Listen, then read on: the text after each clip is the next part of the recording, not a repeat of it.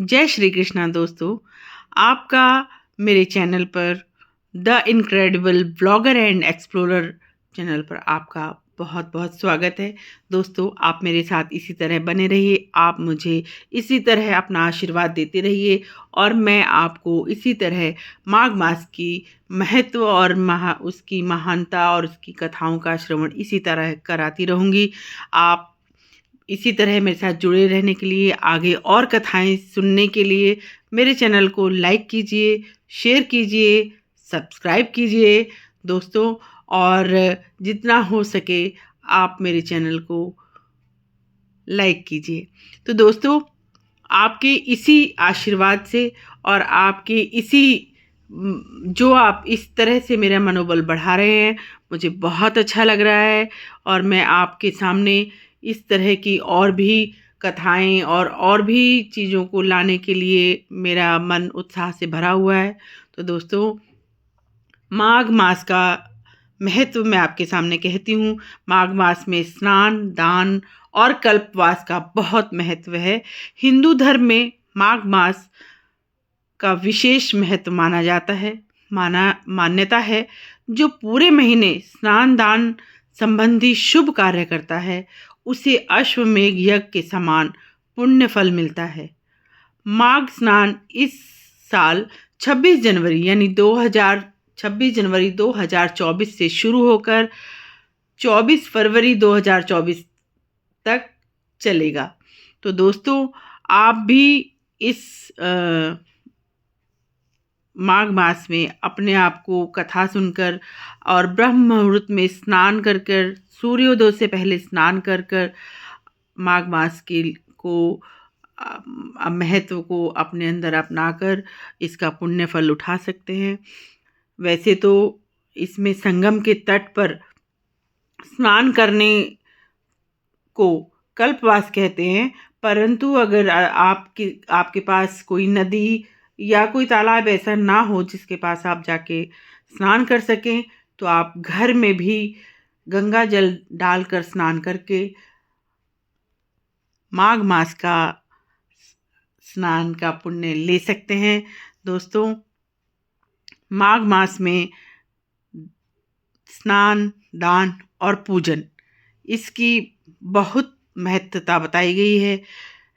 माघ मास श्री हरि को बहुत पसंद है। माघ मास में पूजा करने से भगवान श्री कृष्ण बहुत प्रसन्न होते हैं।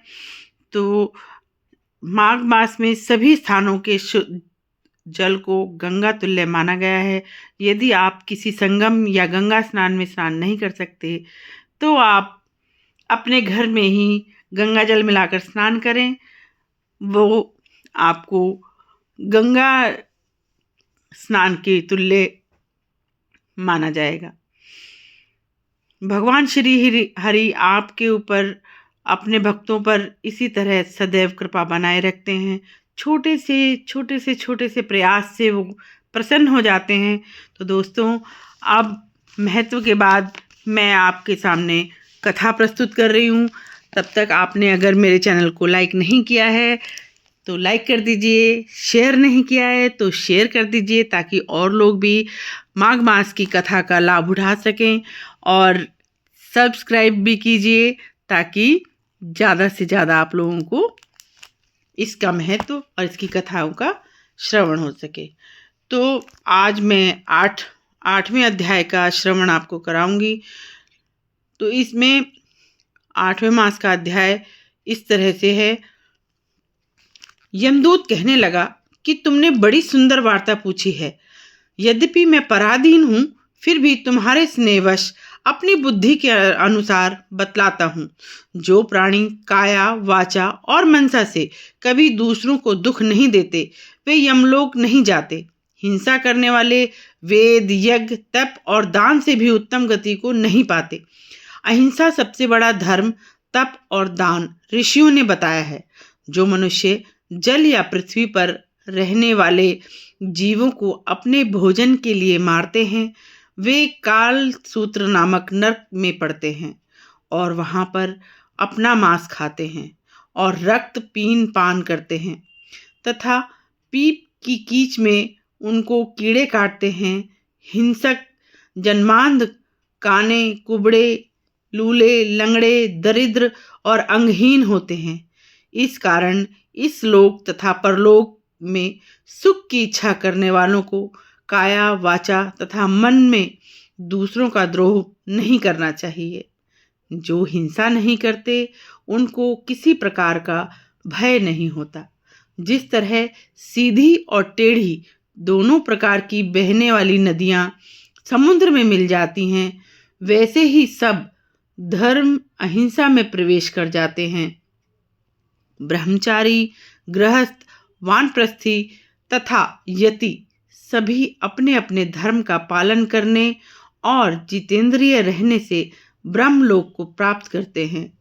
जो जलाशय आदि बनाते हैं और सदैव 5 यज्ञ करते हैं, वे यमपुरी में नहीं जाते। जो इंद्रियों के वशीभूत होता है, वेदवादी और नित्य ही अग्नि अर्थात हवन आदि का पूजन करते हैं, वे स्वर्ग को जाते हैं। युद्ध भूमि में जो शूरवीर मर जाते हैं, वे सूर्य लोक को प्राप्त होते हैं। जो अनाथ स्त्री शरण में आए हुए तथा ब्राह्मण की रक्षा के लिए प्राण देते हैं, वे कभी स्वर्ग से नहीं लौटते। जो मनुष्य लूले, लंगड़े, वृद्ध, अनाथ तथा गरीबों का पालन करते हैं, वह भी स्वर्ग में जाते हैं।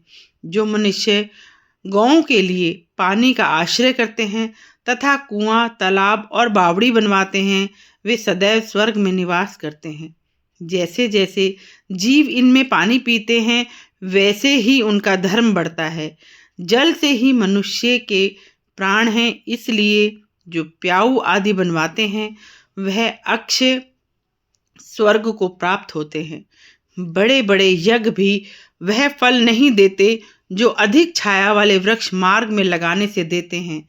जो मनुष्य वृक्ष रोपण करता है, वह सदैव दानी और यज्ञ करने वाला होता है। जो अच्छे फल और अच्छी छाया वाले मार्गों के वृक्षों को काटता है, वह नरकगामी होता है। तुलसी का पौधा लगाने वाला सब पापों से छूट जाता है। जिस घर में तुलसी वन है, वह तीर्थ के समान है। उस घर में कभी यमदूत नहीं आते। तुलसी की सुगंध से पितरों का चित्त आनंदित हो जाता है और वे विमान में बैठकर विष्णु लोक को जाते हैं। नर्मदा नदी का दर्शन, गंगा का स्नान और तुलसी दल का स्पर्श, यह सब बराबर बराबर फल देने वाले होते हैं। हर एक द्वादशी को ब्रह्मा भी तुलसी का पूजन करते हैं। रत्न, सोना, फूल तथा मोती की माला के दान का इतना पुण्य नहीं मिलता जितना तुलसी की माला के दान का है। जो फल आम के 1000 और पीपल के 100 वृक्षों को लगाने से होता है, वह तुलसी के एक पौधे लगाने से होता है। पुष्कर आदि तीर्थ, गंगा आदि नदी, वासुदेव आदि देवता सब ही तुलसी में वास करते हैं।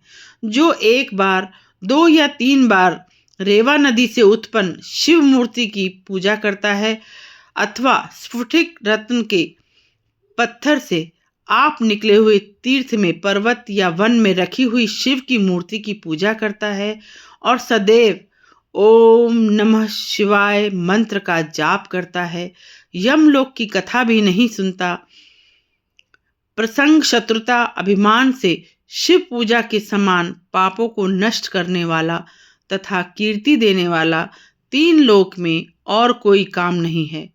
जो शिवालय स्थापित करते हैं, वे शिवलोक में जाते हैं। ब्रह्मा, विष्णु तथा शिव का मंदिर बनाकर मनुष्य बैकुंठवासी होता है। जो भगवान की पूजा के लिए फूलों का बाग लगाते हैं, वे धन्य हैं। जो माता पिता, देवता और अतिथियों का सदैव पूजन करते हैं, वे ब्रह्मलोक को प्राप्त होते हैं। तो दोस्तों, यहाँ पर हमारा 8वां अध्याय समाप्त होता है। श्री हरि आप सभी पर कृपा बनाए रखें। आप माघ मास में इसी तरह माघ की कथाओं का श्रवण करते रहें। मैं आपके साथ इसी तरह जुड़ी रहूँगी। आप भी मेरे साथ इसी तरह जुड़े रहें और माघ मास की कथाओं का आनंद लेते रहें। अंत में फिर से आप मेरे चैनल को लाइक करें, शेयर करें, सब्सक्राइब करें और हो सके तो अपने दोस्तों को भी इस कथा का श्रवण कराएं ताकि उनको भी इसका पुण्य फल प्राप्त हो। तो दोस्तों, मैं आपको आपके साथ इसी तरह बनी रहूँगी और आज की कथा को यहीं समापन करते हुए आपसे विदा लेती हूँ। ओम नमः शिवाय। ओम नमः शिवाय। ओम नमः शिवाय। ओम नमः शिवाय। दोस्तों, ओम का जाप हमेशा सुखकारी होता है। सब जापों से ओम का जाप उत्तम होता है। ओम नमः शिवाय।